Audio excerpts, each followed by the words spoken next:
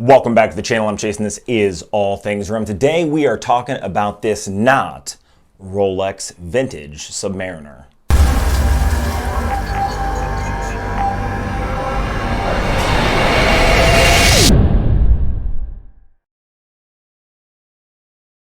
Now, why did I start off the video with this is not a Rolex vintage Submariner? Well, if you guys have seen the video I've done in the past, and I will link it right up here to this is my Seiko Comex diver. Well, clearly Comex never partnered with Seiko, so this dial is incorrect. In fact, this is a modded Seiko to look like a vintage Comex diver. Now, I am probably going to be getting rid of this watch. I really haven't decided yet, but check down in the description below. I'll link to my eBay if I decide to sell this watch, because I got this one.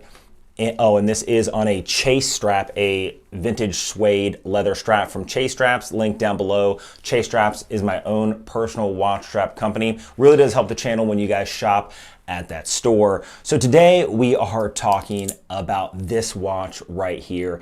And this is a brand new Seiko 200 meter diver that looks like it's been through a few decades of wear. Now, why did I get this watch to begin with? Well, one, I'll never be able to afford a 1950s to 1960s Rolex Submariner. And if I wanted to buy a 1950s or 1960s Rolex Submariner, it's gonna cost me an arm and a leg. Then I'll never truly be able to wear it and enjoy it like I'd want to.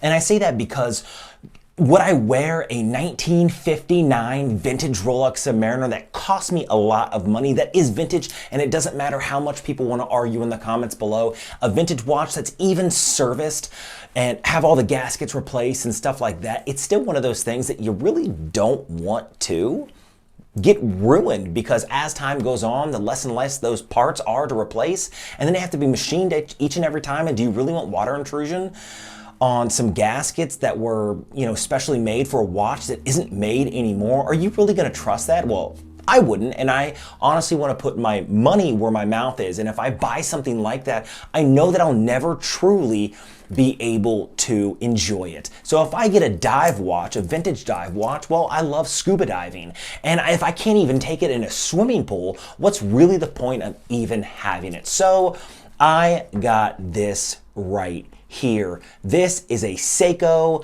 Submariner 200 meter diver. Now, I got this on Etsy, and this thing looks like I said, like it's been through hell and back. Like it was lost on the bottom of the ocean, and it spent a couple decades there just waiting to be found. Now, one of the things that I really love about this watch is it is a brand new watch that has been modified, and I will leave a link to the channel down below where I got it. Not affiliated, I paid full price for it because I really love the look of the watch. And basically it is someone who built the watch and patinaed it by hand. They made it look aged like this by hand. So this is in no way like any other watch on the market. This is special to me because it was aged for me. That includes aging of the bezel, aging of the dial, of the hands, of everything on the watch, the case, the bracelet, everything. And the one thing that I even love about this is the fact the clasp is just an old pressed fold over clasp like you'd find on like my 2007 Kermit Submariner that I've done, a few reviews on. And it's like, it kind of fits, but it kind of doesn't. It's got some rust on it and it's really hard to push over. And there's just something really appealing about that. It's just, it feels like it has a massive story behind it, even though it doesn't. The links are solid. The watch case is solid 316L stainless steel. Let's just do a quick overview and review of this watch. Now, I'm going to be talking to you about this watch, and I'll show you guys some video that I filmed earlier of the watch. Now, the watch itself is the same specs that you'd find on a vintage Submariner, just like this. It's 38 millimeters, so it's not like a 40 millimeter diver like you'd find in today's. Well, it's 41 millimeter today. The model before that was 40 millimeter, the maxi case, and then before that was still 40 millimeter, but it wore kind of smaller and it wasn't as chunky. And so this just goes back to that vintage style where everything is just slightly smaller. So 38 millimeters on the case, the lug to lug on this, or the lug to lug, so the actual footprint of the watch itself is only 45 millimeters. So it'll fit every single wrist out there. Even if you have a small wrist, it may fit normal to your small wrist. Now, depth of this watch is slightly thicker at 13 millimeters, but honestly, the watch itself only sits at about 11 millimeters tall, but it does have a very domed plexiglass or sort of like Hesalite crystal, which is nice. Honestly, most watches that I own have sapphire crystal, to include almost every single watch I have has sapphire because I love the scratch resistance of it. But if I'm gonna buy a watch that looks like it's been through hell, I'm okay scratching the crystal. I can always buff it out with poly wash. So to me, not really a big deal.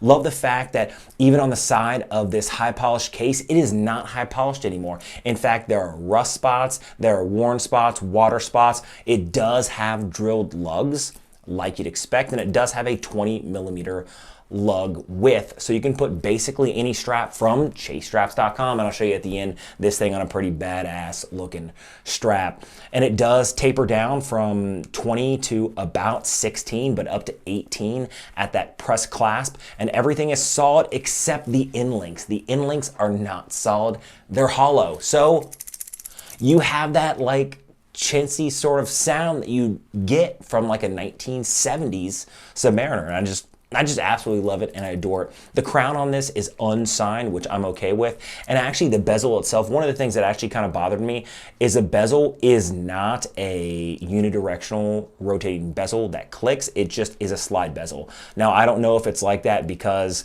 the way the aging process is, it would kind of just seize it in place. But that's the only criticism I have of this watch. Now, when you look at the dial itself has lume indices all the way around, and they're extremely custard. In fact, one of the things I really love the most about this watch is the custering, or the aging of the hands. The hands just look like they are rusted and they're extremely yellowed, like it's been sitting out in the sun, in the rain for just forever. Even the dial itself looks like it used to be sort of like a matte black dial, but you can see there's even some aging and texturing on the dial itself. Honestly,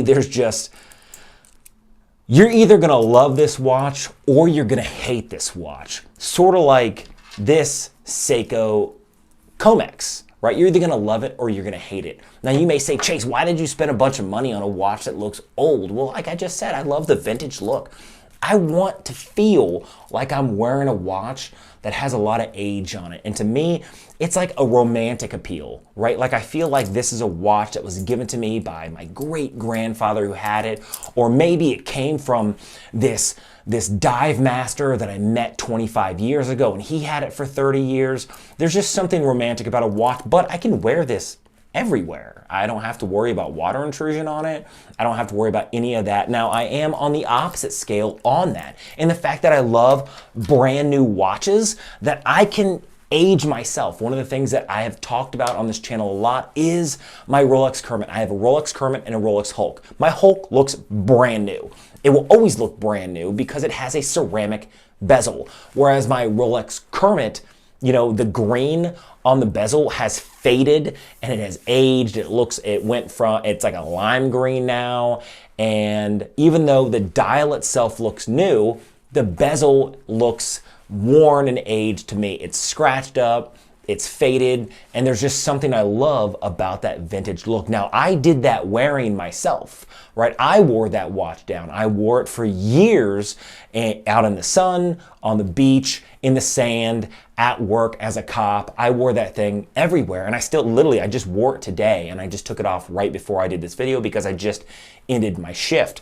But honestly, you know, what do you guys think? Leave a comment down below. When it comes to a watch like this, would you spend your money on something that looks old? Or would you rather buy a vintage watch? Do you understand what I mean by wanting a vintage watch, but not wanting to deal with the hassles of a vintage watch? Now, this inside has just an NH35, right? Which is a standard workhorse. It's in every single micro brand out there. It is in every Invicta out there that's an automatic watch. It's a very cheap movement. Everything on this watch probably costs $150 to build on my own, but I spent over $300 because someone sat there and they put their time and their effort into making this unique to me and old. And yeah, you can say, well, Chase, you spent extra money to have someone beat up your watch. Well, to Custard and Russ these hands, it's more than just sitting there with a hammer and chipping the edges. This isn't scratched, this isn't dinged up at all. It just looks like it's worn, like it's rusted and it's worn. So it's not like someone just sat there with a hammer and beat it or threw it against the wall or anything like that. I mean, when it comes to the aging process, to a watch that's not a bronze diver doesn't take anything to patina it except some, hard-boiled eggs, and you can put some green on that watch. Well, it's different when it comes to 316L stainless steel, which isn't meant to be rusted. It's not meant to be aged. It's meant to resist all of that. And it takes extreme wear and extreme age for that to actually happen. And that's why I really like this watch. Now, let me guys know what you think down in the comments below. I want to know what your true thoughts are on this watch. It's not a real Seiko. It's not even a real Seiko. And I can say that it's a modded Seiko, right? In the world of modded watches, it's like the world of modded cars. There's nothing wrong with saying, hey, I got a Seiko dial and I aged it and I put a NH35 in the back and I put it in a generic dive case that has the same generic shape of every dive watch out there because it's just the way it is today. I have a 2022 Dodge Challenger TA with a 6.4 liter in it, but if I drop a 6.2 liter supercharged Hellcat engine into it, it's not a Hellcat, it's still a TA with a Hellcat engine. It doesn't make it any less a great car. That's sort of the way I look about, like, when it comes to modding watches. Some people love modding watches. Some people hate modding watches. I think that if it's your watch, it's your watch. Who gives a flying fart what you do to your watch? And I love what these people are doing, what this person specifically is doing. This came from France. What these people specifically are doing because they're, creating, I think, basically works of art. What this is to me is a work of art. It took someone's, imagination and creation to create this. And honestly, when I saw it, I fell in love with it. I went back and forth. Do I want the date version or the no date version? And I chose the no date version just because, to me, even though the Cyclops window looked amazing on the picture, to me, I just wanted that classic no date. So real quick, let's take a look at what it looks like on a leather vintage strap from Chase Straps.